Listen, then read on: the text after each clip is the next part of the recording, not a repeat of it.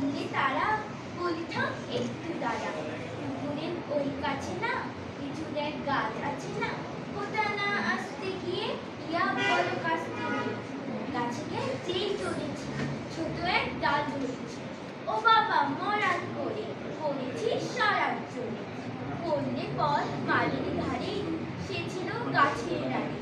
বেটা ভাই বড় নচ্ছার, ধুমাধুম গোটা ধুচার, দিল খুব কিল ঘুষি একদম জোশে,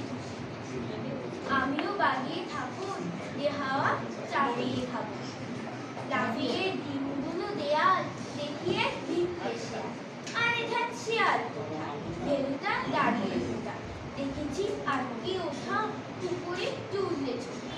আমি কই কম্ব কাবার পুকুরে করবে সাবার,